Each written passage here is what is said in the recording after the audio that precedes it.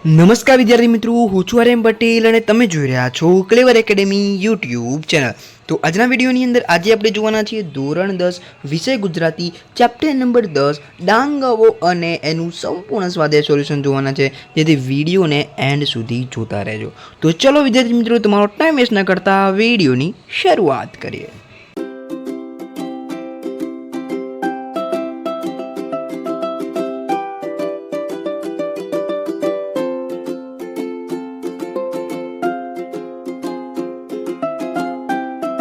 विद्यार्थी मित्रों, वीडियो की शुरुआत करूँ एना पहले हूँ तमने कही दूँ कि आपणी चैनल सब्सक्राइब कर देजो, कारण के बोर्ड माटेना आईएमपी तमने मळे छे आपणी चेनल पर। ब्लूप्रिंट मळशे, बरोबर है। पछी तमने एकम कसोटीना सोल्यूशन तमने मळशे, बरोबर। एकम कसोटीना आईएमपी मळशे, घणुं बधुं मळशे। चेनल सब्सक्राइब कर देजो।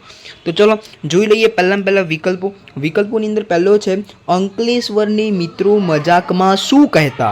तो सी आवशे गंधकेश्वर, बरोबर। शू आवशे गंधकेश्वर। बीजू सेना कारणे सागना झाड़ शणगारेला लागे छे। आज्ञाना कारणे। ओके, तो आ बे विकल्पो जोई लेजो विद्यार्थी मित्रों। वात करीशुं हवे एक एक वाक्यना। साना मानमा आदिवासीओ फटाकड़ा फोड़ता था, तो मृत्युना मानमा आदिवासीओ फटाकड़ा फोड़ता था, मृत्यु, बरोबर। गीरमार धोध कई नदी परथी पड़तो तो, तो गीरमार धोध गीरा नदी परथी पड़तो हतो, बरोबर। हवे बात करीशुं बे त्रण वाक्यना। पहलो छे लेखकनी मुसाफरी यात्रा बनी रहती कारण के।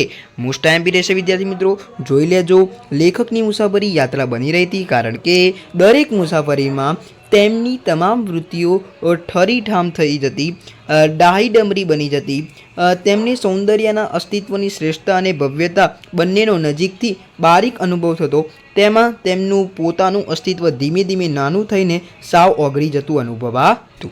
તો આટલું તમે લખશો તો તમને 2 માર્ક્સ પાકા મળી જશે। વાત કરીશું વિદ્યાર્થી મિત્રો બીજો પ્રશ્ન, એટલે કે લેખક શા માટે પોતાને ટચુકડા बुबुक्स माछीमारो साथे सरखावे छे, बरोबर है। तो अहींया आपणो जवाब आवशे लेखक पोताने टचुकड़ा बुबुक्स माछीमारो साथे सरखावे छे कारण के जेम माछीमारो जाळ नाखीने माछलानी राह जोता ऊभा होय तेम पोते पण एकरूप बनी गयेला नदी, धोध अने तळावनी रम्य रूपने जोवा ऊभा छे। ए रूपने जाणे पोते शब्दोमां पकड़वामांथी रह्या छे, भाषाने पण जाणे ऊर्जा मळे छे।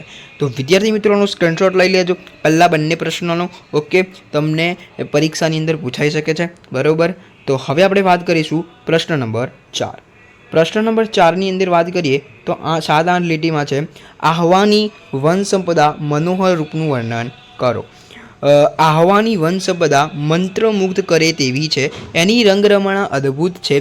નીચે માનવ વસાહતની ઝાંખી કરાવતા દરો લાલ પર્ણોના હોય તેવા લાગે છે। એ ઘર સુધી પહોંચવા માટેની ભૂખરી કેડી સાપના આકારની છે।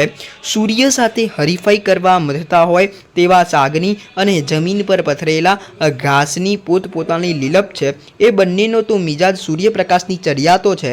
આ દ્રશ્ય નયનરમ્ય છે।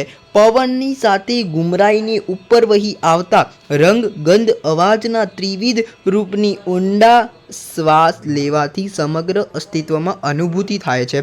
પવનની જાદુઈ લાકડી ફરેને આ દ્રશ્ય શ્રાવ્ય ચલચિત્રમાં પરિવર્તિત થતું રહે। થોડા સમય પહેલા પડેલા વરસાદે આ રંગભૂમિના વાતાવરણને જ બદલી નાખ્યું હતું। પ્રત્યક્ષપણે જોવાથી એના સ્વાદનો અલગ જ અનુભવ થાય છે। વિશ્વની કોઈ પણ સ્પંદનશીલ ચેતનાને સ્પર્શે તેવી આહવાની વંશપદાની મનોહર દુનિયા છે। એટલે વિદ્યાર્થી મિત્રો પાઠની અંદર તમે સ્ટોરી વાંચી હોય તો આખી સ્ટોરી અહીંયા તમે બેઠી લખી દો છો તો કોઈ વાંધો આવશે નહીં। ગુજરાતીની અંદર કેવા પ્રશ્નો હોય કે સ્ટોરીના આધારે તમને આવડતું હોય તમે પોતાની રીતે લખો છો। સ્ટોરી જે ચોપડીની અંદર આવતી હોય એ તમે પોતાની રીતે બનાવીને લખી શકો નહીં, પણ પોતાની રીતે સ્ટોરી લખી શકો છો તમે। ઓકે, આવું ને આવું બેઠું લખવું જરૂરી નથી। ओके, तो જોઈ લેજો વિદ્યાર્થી મિત્રો, આનો સ્ક્રીનશોટ લઈ લેજો એટલે આના ઉપરથી તમને ખબર પડે કે આવી રીતનું મારે લખવાનું છે। ઓકે, તો विद्यार्थी मित्रों वीडियो सारो लगे तो लाइक करजो, चैनल अंदर नवा चैनल सब्सक्राइब करजो, बेल आइकन है जरूर प्रेस करजो। मळीशुं नेक्स्ट वीडियो में, त्यां सुधी good bye, take care. All the best.